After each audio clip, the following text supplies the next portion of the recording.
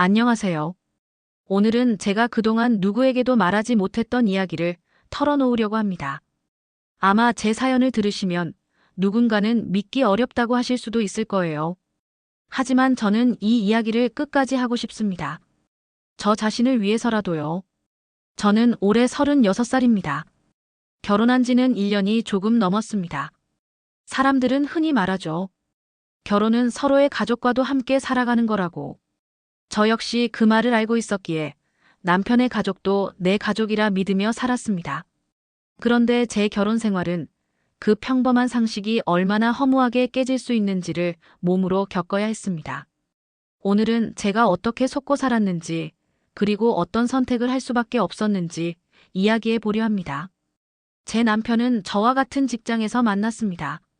저희는 같은 부서에서 오랜 기간 가까이 함께 일했고, 그동안 남편이 보여준 모습은 참 성실하고 책임감 강하고 다정한 사람이었습니다. 언제나 묵묵히 자기 몫을 해내는 사람이었어요. 야근이 잦아도 불평하지 않았고 작은 성과에도 동료들을 먼저 칭찬하던 사람이었습니다. 그런 모습에 자연스럽게 마음이 갔고 사내 연애를 시작했습니다. 연애하는 내내 남편은 항상 저를 배려했습니다. 늦게까지 일이 있으면 끝나고 데리러 와줬고 회사 사람들 앞에서는 사적인 감정을 내색하지 않으며 저를 존중해 주었습니다. 우리가 결혼을 결심했을 때 제 주변 사람들은 모두 부러워했습니다. 내가 참 좋은 사람을 만났구나. 요즘 현우 씨 같은 신랑감 찾기 어려워. 얼마나 든든해. 그 말이 그렇게 기분 좋을 수가 없었습니다. 제가 어려서부터 아버지가 안 계셨기에 늘 마음 한구석에 빈자리를 안고 자랐습니다. 어린 시절에는 그 빈자리를 채우려고 애써보기도 했지만 결국은 스스로 단단해지는 수밖에 없다는 걸 배웠습니다. 아버지는 안 계셨어도 엄마와 저 둘이서 똘똘 뭉쳐서 살아왔기에 저는 늘 가족이란 서로를 위해 희생하고 헌신하는 존재라고 믿었습니다. 누군가는 포기하고 누군가는 기댈 수 있어야 비로소 진짜 가족이라고 생각했어요. 엄마는 저를 위해 젊은 시절을 포기하셨고 저는 엄마를 의지하며 자라온 것처럼요. 그래서 저는 제 평생의 반려자를 고를 때도 무엇보다 가족을 위해 기꺼이 헌신할 줄 아는 사람을 만나고 싶었습니다. 그런 사람이야말로 함께 있어도 외롭지 않고 함께 살아가는 매 순간에 따뜻함을 주는 사람이라고 믿었으니까요. 남편은 그런 사람이었습니다. 연애할 때도 결혼 준비를 할 때도 매사에 성실했습니다. 남편도 저처럼 한부모 가정에서 자랐다는 사실이 어딘지 안쓰럽게 느껴지기도 했습니다. 그래서 더 마음을 주게 된 것도 있는 것 같아요. 남편이 어릴 적 부모님이 이혼하시고 남편과 여동생 두 남매를 어머니가 혼자 키우셨다고 했습니다. 생활 형편이 넉넉하지 않아 학창 시절에도 남편은 아르바이트를 하고 동생을 돌봤다고 했습니다. 특히 시누이가 선천적으로 몸이 약해 잦은 입원을 했다고 하더군요. 그 시절 이야기만 나오면 남편은 잠시 말이 없어지곤 했습니다. 어머니는 밤낮으로 일하셨고 남편은 어린 나이에 가장 노릇을 해야 했다고 했습니다. 그동안 가족들이 겪어온 시간이 얼마나 힘들었을지 눈앞에 생생하게 그려지더군요. 저 또한 그랬으니까요. 아버지라는 집안에 가장이 없으니 그 역할을 누군가는 해야 했을 것이고 그 책임을 부여받은 사람은 어깨가 얼마나 무거웠을지 저와 엄마가 겪은 시간에 비추어 이해할 수 있을 것 같았죠. 그런 지난 날을 들으면서 저는 이 집이 서로를 얼마나 귀하게 여기는지 알 수 있었습니다. 그래서 더더욱 결혼이 흔들림 없이 결정되었습니다. 결혼 후에야 알게 된 사실이 하나 있었어요. 남편이 29살 때 시누이가 급성 신부전으로 생명이 위태로웠다고 합니다. 가족 중 신장이 맞는 사람을 찾아야 했는데 유일하게 남편의 신장이 적합했다는 거죠. 그래서 남편이 신장을 기증했다고 했습니다. 동생은 내가 아니었으면 못 살았을 거야. 남편이 그 말을 할 때 저는 울컥했습니다. 가족을 위해 자신의 장기를 내줄 수 있는 사람이 세상에 얼마나 있을까요? 그때 저는 이 사람이라면 평생을 함께해도 후회 없겠다고 생각했습니다. 하지만 그게 제 착각이었다는 걸, 그것도 아주 큰 착각이었다는 걸 이제야 깨달았습니다. 결혼 후 남편과 저는 작은 전셋집에서 신혼생활을 시작했습니다. 시댁과 가까운 거리였기 때문에 시어머니와 시누이를 자주 찾아뵀습니다. 시댁에 가면 항상 어떤 남자아이가 있었습니다. 시어머니는 그 아이를 소개하며 이렇게 말씀하셨습니다. 은주 친구가 급하게 지방에서 일을 하게 돼서 그동안에만 잠시 아이를 맡게 됐어. 이렇게 우리랑 같이 살고 있으니 조카나 다름없지. 세아가, 너도 앞으로 자주 보게 될 거다. 그때 저는 요즘 이런 일 많지 하고 별 의문을 갖지 않았어요. 그 친구분도 지방 발령이 갑작스럽게 났고 아이는 동네에서 어린이집을 잘 다니고 있으니 아이를 데리고 다닐 수도 놓고 갈 수도 없는 처지가 얼마나 속상하고 당황스러웠겠어요. 그리고 무엇보다 그 아이가 참 밝고 예쁜 아이였습니다. 처음 본 저에게도 금세 웃으며 다가와 이모 안녕하세요 하고 고개를 숙여 인사하던 모습이 선명해요. 시어머니도 시누이도 남편도 그 아이에게 한결같이 따뜻했습니다. 특히 남편이 그 아이를 안아올리며 장난치는 모습은 정말이지 부모 같다고 느낄 만큼 자연스러웠습니다. 결혼 첫 해, 남편 생일날이었어요. 시어머니께서 차려주신 저녁 식사 자리에서 시어머니가 말씀하셨습니다. 우리 현우가 어릴 때부터 은주를 그렇게 아꼈단다. 아버지가 없었으니 은주에게는 오빠이면서 아버지였고 현우는 은주를 여동생이자 딸처럼 보살피며 자랐지. 남매끼리 서로 각별할 수밖에 없어. 시누이가 수줍게 웃으며 고개를 떨궜습니다. 오빠 없었으면 저도 이 아이도 이렇게 못 컸을 거예요. 그 말을 듣고 저는 이 아이 라는 부분이 귀에 걸렸어요. 친구의 아이를 잠시 봐주는 것인데 마치 가족이나 다름없이 아이를 대하는 것이 이해가 되지 않아 억지로 웃었지만 마음이 어쩐지 서늘했습니다. 그래도 저는 그저 친구에게까지 이렇게 큰 힘이 되어주는 좋은 가족이구나 하고 넘겼습니다. 그 아이가 시누이의 친구 아이일 거라고 당연히 믿었습니다. 그런데 시간이 지나면서 이상한 장면이 몇 번 눈에 들어왔습니다. 어느 날은 시댁에 들렀는데 아이가 남편에게 달려오며 이렇게 말했습니다. 아빠, 나 오늘 어린이집에서 그림 그렸어. 그 말을 듣고 저는 순간 귀가 멍해졌습니다. 그 아이가 아빠라고 부른 것이 처음이 아니었습니다. 처음에는 장난이려니 했는데 몇 번을 들으니 마음이 이상해졌습니다.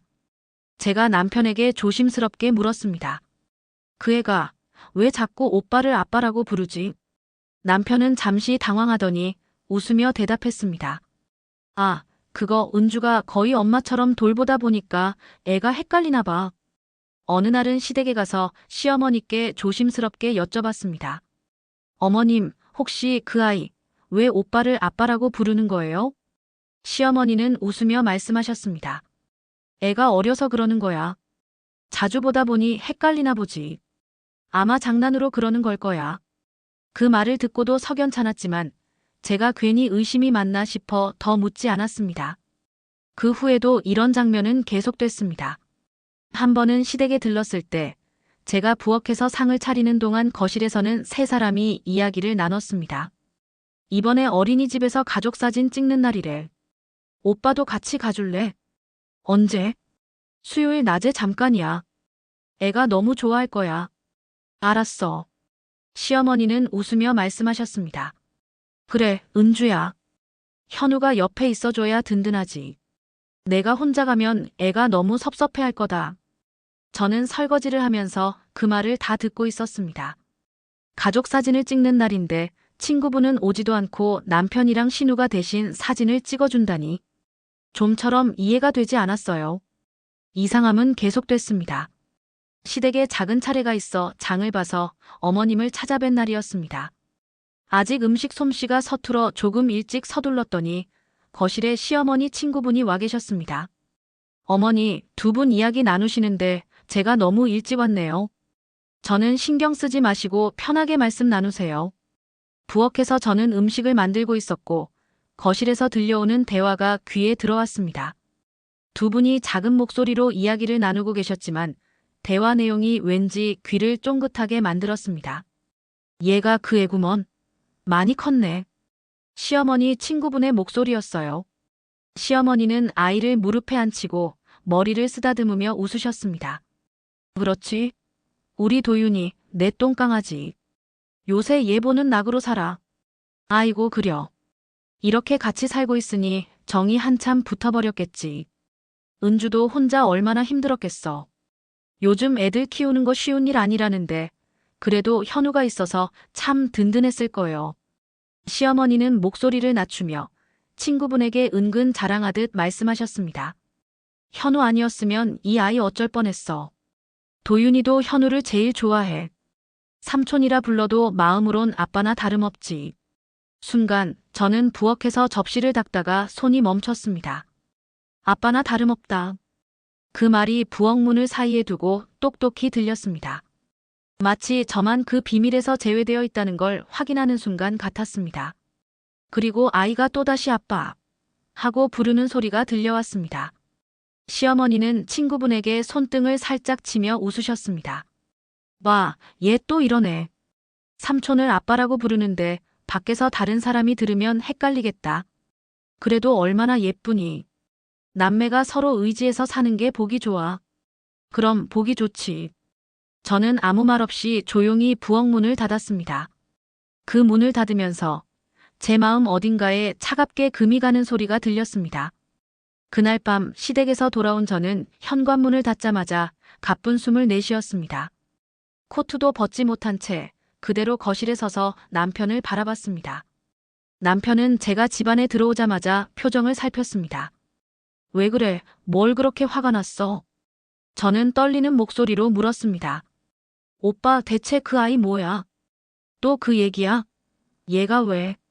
그 아이가 그냥 아가씨 친구 아들 맞아. 오빠 솔직히 말해. 시어머니가 오늘 친구분한테 뭐라고 했는지 알아? 남편이 고개를 떨궜습니다. 저는 말을 이어갔습니다. 현우가 없으면 못 키웠어. 마음으론 아빠지. 이게 다 무슨 뜻이야? 그냥 은주가 애 혼자 돌보느라 힘드니까 내가 많이 도와줘서 그렇게 말하는 거야. 그럼 왜 그 아이가 오빠를 보고 아빠라고 불러? 내가 있을 때도 없을 때도 계속. 애가 어려서 헷갈리는 거야. 헷갈려? 헷갈리는 정도가 아니라 그 아이가 아빠라고 부르면 아무도 부정 안 하잖아. 오히려 다들 웃으면서 받아주잖아. 그리고 도대체 아가씨 친구는 애를 언제 데려간다는 거야? 맡아주는 것도 하루 이틀이지 시댁에서 먹이고 재우고 어린이집까지 보내고 행사까지 쫓아다니고. 아가씨가 엄마 노릇은 다 하고 있잖아. 진짜 아가씨 친구 아들이 맞아. 남편은 한숨을 쉬며 이마를 문질렀습니다. 너 너무 예민하게 받아들이는 거야. 예민? 내가 예민해서 그런 거라고 생각해? 은주가, 아니 은주 친구가 사정이 복잡해. 그게 무슨 뜻이야? 그 일엔 내가 신경 안 썼으면 좋겠어. 은주 일이고 내가 이래라 저래라 할 상황도 아니잖아. 저는 목이 메어 울컥했습니다. 오빠가 신경 쓰지 말라고 하면 나는 아무 말도 못해. 그 애가 오빠를 아빠라고 부르는데 그냥 가만히 있어야 되는 거야? 남편이 얼굴을 살짝 찡그리며 고개를 들지 못했습니다. 너도 나도 아버지 없지 자라봐서 알잖아. 부모가 없다는 게 어떤 건지. 우리 가족들이 그 애랑 살다 보니 정도 많이 들었고 아빠 엄마 없이 자라는 게 가여워서 아빠라고 부르던 엄마라고 부르던 부르고 싶은 대로 부르게 두는 거야. 그것까지 막는 건 애한테 너무 못할 일인 것 같아서.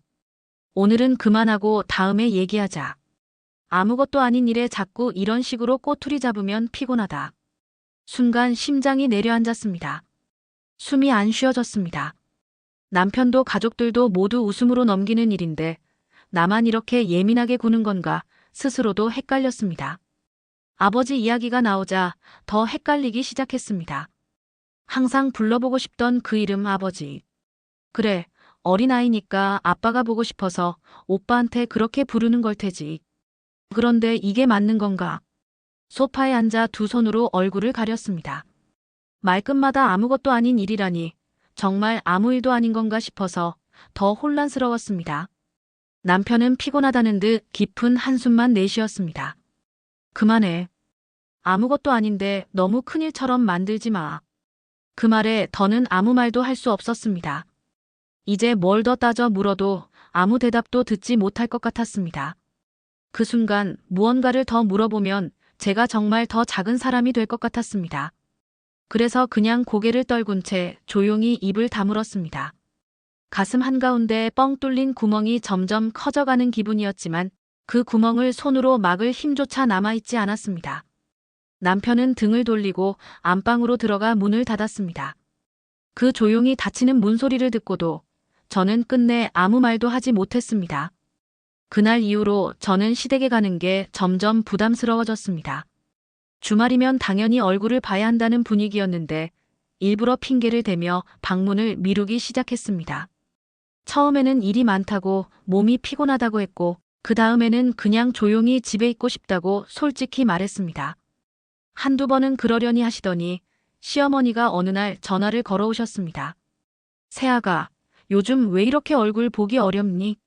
무슨 일 있어? 아니에요, 어머님. 그냥 요즘 회사도 그렇고 좀 정신이 없어서요. 그래도 내가 오면 집안이 덜 썰렁하고 좋은데. 은주도 내가 와야 사람 냄새나고 북적여서 좋다고 하더라. 도윤이도 이모랑 삼촌 보고 싶어 하고. 순간 말문이 막혔습니다. 저는 그 집에 가면 마음이 더 헛헛해지는데 다들 제가 있으면 즐겁다고 생각하는 것 같았습니다. 그 뒤로도 시댁 단톡방에 주말 일정에 대한 얘기가 올라오면 손끝이 주저하다 결국 익십만 하고 지나쳤습니다. 시댁에 안 가는 주말에는 마음이 한결 편했습니다. 그 편안함이 죄책감과 동시에 섞여 조금 이상한 기분이 들기도 했습니다. 시어머니와 아가씨가 뭔가 제 상황을 심각하다고 감지한 것 같았습니다. 그리고 남편에게 넌지시 얘기를 한 것 같았습니다. 남편이 퇴근하자마자 제 눈치를 보며 말했습니다. 엄마가 그러는데 요즘 내가 너무 멀어진 것 같대. 저는 대답 대신 그저 고개를 돌렸습니다. 이미 제 마음도 예전 같지 않다는 걸 저도 알고 있었으니까요. 그렇게 제가 시댁의 발길을 끄는 지 얼마 되지 않아 시댁 식구들의 태도가 달라지기 시작했습니다. 하루는 시어머니가 전화를 걸어오셨습니다. 예, 주말에 시간 되면 잠깐 얼굴 좀 보자. 맛있는 거 좀 해놨으니 잠깐만 내려오렴. 우리 아파트 현관 앞에 와 있다. 별 생각 없이 내려갔더니 시어머니와 아가씨가 웃으며 저를 반겼습니다. 두 손 가득 보자기로 묶어 들고 온 반찬통이 보였습니다. 매운탕, 동태전, 오징어 볶음, 미역 줄기볶음까지. 제가 좋아하는 음식을 바리바리 싸서 가져오신 것이었습니다. 이거 다 저 때문에 하신 거예요? 제가 조심스럽게 묻자 시어머니는 쑥스러운 듯 웃으셨습니다. 내가 요즘 기운 없어 보여서 좋아하는 거라도 해주면 좀 낫지 않을까 싶어서 가져왔다. 은주도 옆에서 거들었습니다. 언니 귤 좋아하잖아요. 마트에 갔다가 달다고 해서 사왔어요. 어머님, 아가씨, 굳이 이렇게까지 안 하셔도 되는데. 아니야, 며느리가 좋아하는 거 해주는 게 뭐가 어렵다고. 시어머니는 저를 보며 웃으셨고 은주는 곁에서 고개를 끄덕였습니다. 언니 요즘 기운 없어 보여서 우리도 마음이 안 좋았어요. 귤을 받아들면서도 속으론 의아한 기분이 가시질 않았습니다. 며칠 뒤에는 남편이 퇴근길에 무심하게 쇼핑백을 내밀었습니다. 이거 엄마가 사라고 돈 주셔서 샀어. 트렌치코트 낡은 것 같다고 새로 사서 입히라고 하시네. 쇼핑백을 열어보니 백화점 브랜드 라벨이 달린 봄 코트가 들어있었습니다. 그걸 보고도 고마움보다는 묘하게 서늘한 기분이 먼저 스쳤습니다. 이제 좀 기분 풀어. 다들 너 좋아하는 거 알잖아. 그 말을 듣고도 속으로는 이상하게 마음이 놓이질 않았습니다. 갑자기 달라진 다정함이 마치 무언가를 덮으려는 것 같아서 그저 기분 탓이길 바랄 뿐이었습니다. 며칠 뒤엔 시어머니가 제 직장 근처까지 점심을 사겠다며 찾아오셨습니다. 식당에 앉자마자 시어머니는 제 손을 덥석 잡으셨습니다. 내가 우리 집에 와줘서 참 고맙다. 사실 나도 내가 마음 상한 거 아닌가 걱정 많이 했어. 아니에요, 어머님. 제가 그냥 좀 예민했어요. 아니야. 내가 그걸 몰랐어. 그래도 내가 우리 가족한테 얼마나 큰 복인지, 내가 와줘서 얼마나 고마운지 그런 말도 더 자주 했어야 하는데. 혼자 지내는 은주랑 은주 친구 아들 도윤이 신경 쓰느라고 새아가가 우리 식구로 들어왔는데 잘 해주지도 못했어. 말끝에 시어머니 눈이 살짝 붉어지는 걸 보고 괜히 제가 나쁜 사람이라도 된 것 같아 가슴이 저려왔습니다. 그날 저녁 남편도 퇴근길에 문득 제 손을 잡았습니다. 그동안 내가 어머니랑 은주 사이에서 외로웠을 거 생각하면 미안해. 나도 어머니랑 은주 챙긴다고 너한테 소홀히 한 것 같아. 아니야. 이제 와서 그런 말 하지 마. 아니야. 내가 더 잘할게. 그 말을 듣는 순간 이상하게 눈물이 핑 돌았습니다. 남편의 말이 너무 다정해서 그래서 더 불안했습니다. 정말 다들 미안해서 이렇게 하는 걸까? 아니면 내가 아직 모르는 다른 이유가 숨어 있는 걸까? 그날 밤 돌아오는 차 안에서 남편에게 물어보려다 끝내 입을 다물었습니다. 차창 너머로 보이는 가로등 불빛이 하나씩 스쳐 지나갔습니다. 그 노란 불빛이 점점 멀어졌다 꺼져가는 걸 보면서 제 마음 한구석에 피어오르던 의심도 같이 꺼져버렸으면 좋겠다 싶었습니다. 그저 이 모든 게 제 오해였으면 좋겠다는 생각이 간절하게 들었습니다. 입술을 꼭 깨물고 고개를 떨군 채 아무 말도 하지 못했습니다. 결국 그렇게 저는 다시 한번 제 마음의 커튼을 내려버리고 말았습니다. 그로부터 몇 주 뒤 설 명절이 다가왔습니다. 여느 때 같으면 친정에서 엄마와 단둘이 소박하게 떡국을 끓여 먹고 TV를 보며 하루를 보내곤 했는데 결혼을 하고 맞이하는 명절은 사뭇 달랐습니다. 아침 일찍부터 시댁으로 향하는 차 안에서 저는 일부러 밝은 표정을 지으려 애썼습니다. 며칠 전부터 시어머니가 전화로 오랜만에 다 같이 모이는데 내가 없으면 서운하다고 몇 번이나 말씀하셨기에 이번만큼은 내색하지 않기로 마음먹었습니다. 시댁에 도착하니 이미 시어머니와 시누이가 부엌과 거실을 오가며 전을 부치고 고기를 굽느라 분주했습니다. 그리고 거실 한쪽에는 도윤이가 작은 장난감 자동차를 늘어놓고 혼자서 신이 나게 놀고 있었습니다. 우리 새아가 왔니? 시어머니가 기름 묻은 앞치마를 쓱 문질러 닦으며 문 앞까지 나오셨습니다. 오랜만에 다 같이 보내니까 기분이 다르다. 너 오길 잘했다. 저는 조심스럽게 도윤이 쪽으로 시선을 돌렸습니다. 시누이 친구의 아들이라던 도윤이. 아가씨가 그 시선을 느끼고 제게 말을 건넸습니다. 언니, 도윤이는 명절에 우리 집에서 함께 지내기로 했어요. 친구가 이번에는 꼭 올라오고 싶다고 했는데 지방에서 새로 시작한 일이 바빠서 아무래도 오기 어려울 것 같다네요. 도윤이야 우리 식구나 다름없으니까 조카라고 생각하고 엄마랑 제가 돌봐주려고요. 어쩐지 마음 한구석이 이상하게 시큰거렸습니다. 그럼에도 시댁 식구들 얼굴에는 모처럼의 명절 분위기가 환하게 번지고 있었습니다.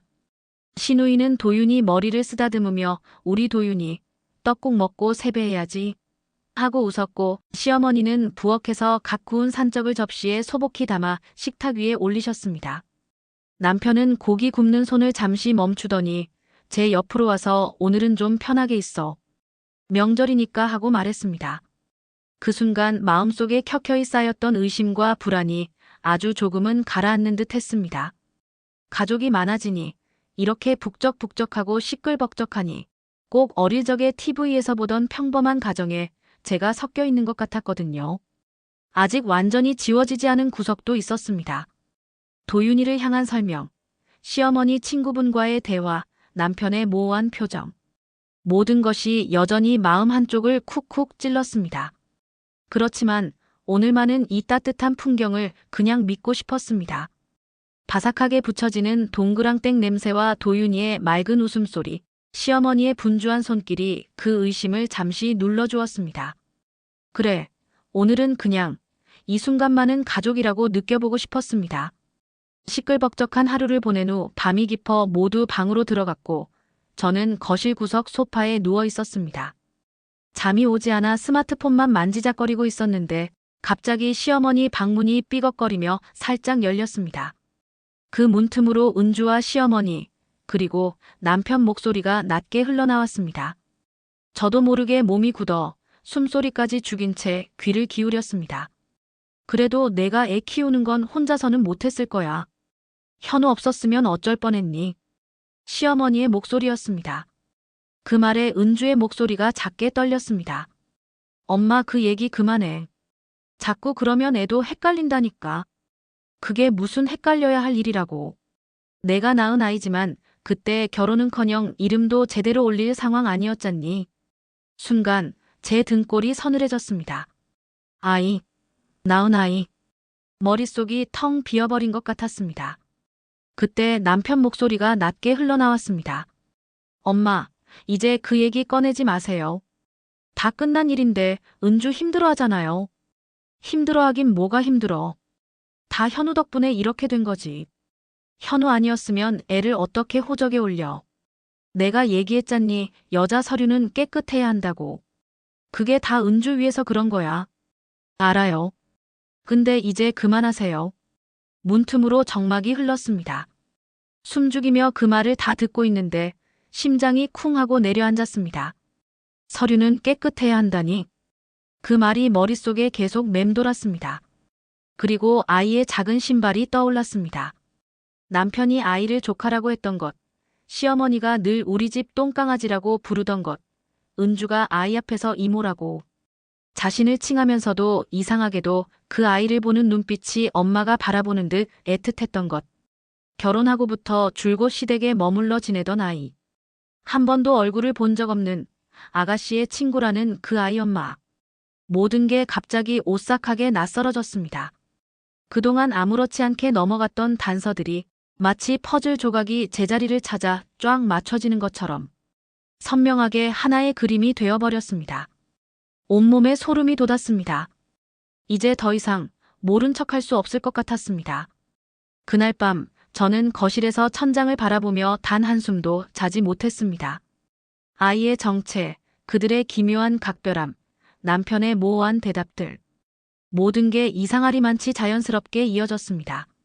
그런데도 저는 혹시 내가 오해하는 것일 수도 있다고, 그럴 리 없다고 스스로를 속이며 눈을 감았습니다. 진실을 마주할 용기가 없었습니다. 어디서부터 무엇을 따지고 어떤 대답을 들어야 할지조차 막막했습니다. 그래서 명절 이후 그 며칠이 몇 년처럼 길고 버거운 시간으로 느껴졌습니다. 그러던 중 결국 사건이 터졌습니다. 그날도 야근으로 퇴근이 늦어졌습니다. 회사 주차장에 내려오니 뜻밖에도 남편이 차 안에서 기다리고 있었습니다. 언제부터 와 있었는지 시동도 걸지 않은 채 그대로 앉아 있더군요. 명절 이후 우리는 서로 거의 말을 하지 않았습니다. 어색하고 차가운 공기가 늘 우리 사이에 끼어 있었습니다. 아마 그도 이 침묵이 버거웠을 겁니다. 오늘은 어떻게든 풀어보려는 마음이었는지 저를 보자마자 조심스럽게 손을 내밀었습니다. 하지만 저는 아직 아무 말도 정리하지 못한 상태였습니다. 남편의 손을 바라보다가 애써 시선을 돌렸습니다. 그리고 아무 대화 없이 조수석에 올라탔습니다. 차가 조용히 도로 위를 달리기 시작했습니다. 머릿속이 하얗고 심장은 잔뜩 조여오는 느낌이었습니다. 그때 고요한 차 안에 휴대폰 진동이 울렸습니다. 블루투스로 연결된 화면에 떠오른 이름을 보는 순간 숨이 턱 막혔습니다. 은주. 그 이름이 차 안의 공기를 더 차갑게 얼려버리는 것 같았습니다. 남편은 잠시 망설이다가 통화 버튼을 눌렀습니다. 전화를 받자마자 다급하고 떨리는 목소리가 쏟아졌습니다. 오빠 지금 어디야? 도윤이 지금 응급실이야. 빨리 와 빨리. 귀에서 심장이 두근거리는 소리가 그대로 울렸습니다. 순식간에 온몸이 얼어붙었습니다. 무슨 일이야? 응급실 어딘데? 거실에서 넘어지면서 식탁 모서리에 부딪혔어. 이마가 많이 찢어져서 피가 철철 나. 은주의 목소리가 떨렸습니다. 제 심장도 함께 요동쳤습니다. 통화가 끝나자마자 남편은 급히 방향을 돌려 차를 몰았습니다. 가로등 불빛이 수평선처럼 쏟아져 지나갔습니다. 그 불빛 하나하나가 지난 몇 달 동안 제가 애써 외면하려 했던 의심과 후회들을 또렷하게 비추는 것 같았습니다. 아이의 얼굴이, 그리고 시누이가 아이를 안고 우는 모습이 떠올랐습니다. 그동안 꾹꾹 눌러왔던 의심이 이제는 더 이상 덮을 수 없을 만큼 부풀어 오르고 있었습니다. 병원에 도착했을 땐 이미 자정이 가까웠습니다. 남편은 차 문이 완전히 열리기도 전에 뛰어내렸습니다. 저도 따라 나섰지만 발이 잘 떨어지지 않았습니다. 그 아이와 그 아이를 품에 안은 시누이, 그리고 곁에서 등을 다독이는 시어머니까지. 제 시야에 들어오는 순간 마치 저는 제자리가 아닌 곳에 서 있는 사람처럼 멀게 느껴졌습니다. 은주는 얼굴이 잿빛이 되어 응급실 침대에서 아이 손을 잡고 있었습니다. 이마에 붕대가 칭칭 감긴 작은 얼굴이 미동도 없이 잠들어 있었습니다. 시어머니는 울먹이며 손수건으로 눈가를 훔치고 있었습니다. 남편이 아이의 손을 잡고 등을 쓰다듬으며 조용히 말을 걸었습니다. 도윤아, 괜찮아. 이제 괜찮아. 저는 한 발짝도 움직일 수 없었습니다. 응급실 침대 아래쪽 이름표에 적힌 두 글자가 제 눈을 사로잡았습니다. 김도윤. 그리고 바로 그 아래 보호자 이름. 김현우. 그 순간 제 귀에서 무언가 와장창 부서지는 소리가 들려오는 것 같았습니다. 마치 오랫동안 버텨온 둑이 한 번에 무너져 내리는 것처럼요. 손이 떨렸습니다. 목이 말라서 침조차 삼키기 어려웠습니다. 숨을 들이마시는데 공기가 폐에 닿지 않는 것 같았습니다. 그 이름이 무엇을 의미하는지 이미 알고 있었습니다. 하지만 마음 한구석에서는 어떻게든 부정하고 싶었습니다. 왜 도윤이 보호자가 당신이야? 겨우 목소리를 냈지만 제 귀에 들리는 건 그저 쉰 울음소리뿐이었습니다. 남편은 아무 말도 하지 못한 채 고개를 숙였습니다. 제 시야가 흔들렸습니다. 손잡이를 붙들지 않았다면 그대로 무너져 내렸을 겁니다. 시어머니가 다가와 조용히 말했습니다. 너무 놀라지 마라. 지금은 애가 더 중요하다. 순간 치밀어 오르는 감정에 숨이 막혔습니다. 지금은 애가 중요하다. 그 말이 맞다는 것도 너무나 분명히 틀렸다는 것도 동시에 느껴졌습니다. 제 결혼 생활이 무엇 위에 세워져 있었는지 이제는 부정할 수 없었습니다. 대답해봐. 왜 당신이 보호자야? 남편이 천천히 얼굴을 들었습니다. 그 눈에 번지는 미안함, 죄책감, 그리고 포기한 듯한 체념이 마지막 희망마저 꺼트렸습니다. 말 좀 해봐, 부탁이야. 제 목소리가 떨렸습니다. 내가 알고 싶지 않았던 진실이 이제는 숨길 수 없을 만큼 커져버렸다는 걸 그제서야 깨달았습니다. 왜 말을 안 해? 나한테 왜 숨겼어? 그제야 남편은 아주 낮은 목소리로 말했습니다. 은주가 임신했을 때 내 아이로 출생신고를 했어. 은주는 미혼모로 호적에 오점 남기기 싫다고 했고 엄마도 여자는 깨끗한 이력으로 살아야 한다고 하셨어. 안 그래도 몸이 아파서 큰 수술했던 은주인데 나중에 시집갈 때 혹시라도 흠이 될까봐 그래서 내가 혼자 서류에 도장 찍었어. 제 몸이 떨렸습니다. 그게 무슨 소리야? 도윤이가 오빠 아이라니. 내 친자가 아니고 은주가 낳은 아이야. 내가 출생신고만 했어. 가족들을 위해 그렇게 하는 게 맞다고 생각했어. 그 말을 듣는 순간 바닥이 꺼지는 것 같았습니다. 이 아이는 신우이의 아이였고 남편이 아버지로 서류에 이름을 올려둔 것이었습니다. 시어머니와 신우이, 남편 모두가 저를 속이고 있었습니다. 머릿속이 새하얘졌습니다. 아이의 얼굴이 떠올랐습니다.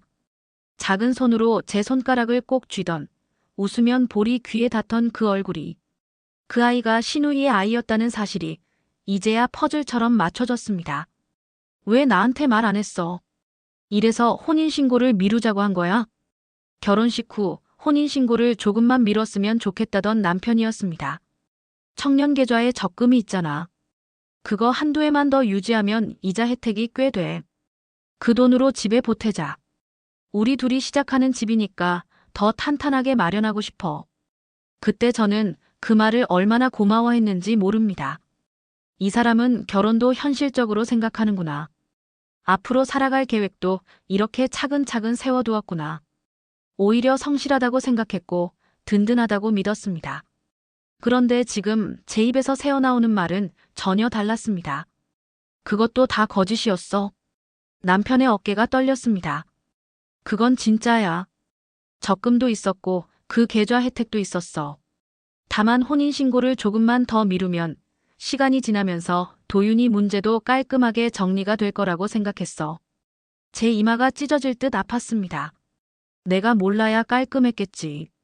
내가 영원히 아무것도 모른 채 당신 옆에 앉아 있는 게 깔끔한 거야? 말을 이어가려는데 제 목소리가 끊겨버렸습니다. 분노와 모멸감이 뒤섞여 가슴이 조여들었습니다. 남편은 여전히 눈길을 피한 채 손으로 이마를 감쌌습니다. 그 모습이 너무도 낯설고 추했습니다. 지금껏 가족을 위해서라면 뭐든 하는 사람이라고 믿고 사랑했던 그 모습이 이제는 저를 가장 크게 짓밟는 이유라는 것을 뼈저리게 깨달았습니다. 제 손이 떨려서 옷자락을 움켜쥔 주먹에 하얀 자국이 맺혔습니다. 나는 당신 가족이 아니었어. 제 목구멍에서 삐걱거리는 소리가 났습니다. 엄마랑 은주랑 다 같이 얘기했어. 내가 이런 사정까지 알 필요는 없다고. 우린 그냥 내가 이 일로 상처받을까봐 걱정이 됐어. 그 순간 주체할 수 없는 웃음이 새어나왔습니다. 허탈하고 참담하고 더러웠습니다. 나를 걱정해서 숨겼다고. 저도 모르게 쓴웃음이 터졌습니다. 남편은 아무 대답도 하지 못했습니다. 그 무거운 침묵이 오히려 그 어떤 변명보다 명백했습니다. 그 순간 저는 깨달았습니다. 내가 이 가정에서 외부인에 불과했다는 사실을. 그들은 언제나 서로를 먼저 생각했고 저는 그 다음에도 끼지 못하는 사람이었다는 걸. 병원에서 집에 돌아오자마자 저는 망설임 없이 붙박이장 문을 열었습니다. 문짝이 벽에 부딪히며 둔탁한 소리를 냈지만 그 소리가 무서울 만큼 공허하게 느껴졌습니다. 손이 덜덜 떨려 잠시 숨을 고르고는 작은 캐리어를 꺼냈습니다. 바퀴 달린 여행용 가방에 옷을 한 벌 한 벌 개어 담으면서 손이 떨렸습니다. 상견례에서 입었던 아이보리빛 블라우스, 시댁에 갈 때 얌전하게 입으려고 사둔 원피스, 모두 손에 쥘 때마다 눈앞이 아득했습니다. 내가 왜 이렇게까지 했을까? 시댁이 뭐라고, 가족이 뭐라고. 혼잣말이 새어나왔습니다. 거실에선 남편이 멍하니 소파에 앉아 있었습니다. 제게 뭐라고 말을 걸어야 할지 모르는 표정이었지만 저는 그 얼굴조차 보고 싶지 않았습니다. 그때 배를 누르는 소리가 짧게 울렸습니다. 남편은 자리에서 일어나 문 쪽으로 걸어갔습니다. 현관문을 열자마자 시어머니의 쉰 목소리가 들려왔습니다. 현우야, 집에 들어왔니? 그 목소리에 기운이 쭉 빠져 있었습니다. 문틈 사이로 고개를 기울여 보니 시어머니 옆에는 얼굴이 창백하게 질린 시누이가 서 있었습니다. 그녀의 품에 도윤이가 꼭 안겨 있었는데 아이도 지쳤는지 머리를 떨군 채 졸고 있었습니다. 시누이는 저를 보자마자 입술을 세게 깨물었습니다. 눈이 마주치자 본능적으로 저는 고개를 돌렸습니다. 세아가, 얘기 좀 하자. 시어머니가 제게 다가오려 하자 저는 자리에서 벌떡 일어나 캐리어를 더 꽉 움켜쥐었습니다. 더 얘기할 거 없습니다. 제 목소리가 떨렸지만 더는 물러서고 싶지 않았습니다. 아가, 내가 오해하는 거야. 은주가 몸이 아파서 그때 그 상황에서는 어쩔 수가 없었다. 어쩔 수가 없었다고요? 제 눈에 눈물이 다시 차오르는 걸 느꼈습니다. 저 하나 바보 만드는 게 제일 편하셨겠죠. 아니야, 그런 게 아니야. 도대체 언제까지 숨기려고 하신 거예요? 아무것도 모르는 저를 보면서 얼마나 우스우셨을까요? 아니야. 은주 결혼할 때 다 말하려고 했어. 시간이 좀 더 필요했을 뿐이야. 시어머니의 손이 제 팔에 닿으려 하자 저는 한 발 뒤로 물러났습니다. 만지지 마세요. 더는 당신들 가족 아닙니다. 저는 고개를 들어 남편을 똑바로 바라봤습니다. 지금 당장 이 집에서 나가주세요. 다들. 현관문 앞에 서 있던 시누이가 아이를 안은 채 울음을 터뜨렸습니다. 언니, 나도 이렇게 될 줄 몰랐어요. 몰랐다고요? 아가씨, 몰랐으면 더 무서운 거예요. 그동안 아가씨가 저한테 했던 얘기들, 곱씹을수록 치가 떨려요. 친구 아이라고 잠시 맡아주는 거라고요? 당신 그리고 어머니, 아가씨, 평생 그렇게 오붓하게 잘 살아보세요. 그렇게 가족이 소중하면 세 사람을 집에 들이시면 안 됐죠. 그리고 저를 이렇게 바보 취급하시면 안 됐죠. 앞으로 이 집에는 더 이상 들어오지 마세요. 제가 벌어 제가 마련한 전셋집이니까요. 이혼 서류는 따로 보낼 테니 이제 평생 얼굴 볼 일은 없을 겁니다. 시댁 식구들과 남편을 모두 몰아내고 저는 문을 닫았습니다. 손잡이를 쥔 제 손이 처음으로 아주 단단하게 느껴졌습니다. 그리고는 거실로 돌아와 바닥에 주저앉아 그 자리에서 펑펑 울었습니다. 그동안 이 집에서 얼마나 많은 밤을 삼켰는지, 얼마나 많은 의심을 스스로 눌러 꺼버렸는지, 얼마나 많이 스스로를 바보 취급하며 참아왔는지 그 모든 기억이 한꺼번에 밀려왔습니다. 하지만 눈물이 그치자 아주 맑은 생각이 하나 남았습니다. 나는 내 삶의 주인이고 그 누구의 연민도 부탁도 핏줄의 미명도 더 이상 나를 흔들 수 없다는 걸 깨달았습니다. 그걸 깨닫게 된 오늘이 어쩌면 내 인생이 새로 시작된 날일지도 모른다고 그제야 생각할 수 있었습니다. 모든 관계를 정리하고 모든 짐을 내려놓고 저는 남편과 살던 전셋집을 정리하고 새로운 제 집을 마련했습니다. 더는 누구의 그림자가 되지 않기 위해서, 오롯한 제 삶을 살기 위해서요. 처음엔 이혼이라는 두 글자가 실패와 상처처럼만 느껴졌습니다. 마치 내가 모든 걸 잃은 사람 같았고 한때 그렇게 사랑한다고 믿었던 사람조차 믿을 수 없게 된 현실이 부끄러웠습니다. 하지만 시간이 지나면서 점점 깨닫게 됐습니다. 그건 결코 실패가 아니었습니다. 이제야 비로소 진짜 자유를 얻었다는 걸요. 아무리 가족이라 불러도 그 안에서 거짓과 이용을 참아낼 이유는 없었습니다. 저 자신조차 속이면서 억지로 웃고 살 이유는 더더욱 없었습니다. 이제 저는 다시는 누군가에게 휘둘리지 않을 겁니다. 다시는 가족이라는 이름에 제 마음과 시간을 바치며 제 삶의 주인이 아닌 척하지 않을 겁니다. 지금 돌이켜보면 제 인생에서 가장 잘한 선택은 그 관계를 끝내고 제 자신을 지켜낸 일이라고 주저없이 말할 수 있습니다. 이제는 진짜 제자리에서 제 방식으로 하루하루를 채워나가며 제가 원하는 삶을 살고 싶습니다. 이제는 누가 뭐라 해도 저 자신에게만 떳떳하면 된다고 스스로를 다독이며 살아가려 합니다. 제 이야기를 끝까지 들어주신 여러분, 정말 감사합니다. 이 이야기가 누군가에게 작은 용기와 위로가 되길 바라는 마음으로 오늘 이 글을 마칩니다. 모두 건강하시고 부디 여러분도 스스로를 아끼며 행복하게 사시길 바랍니다.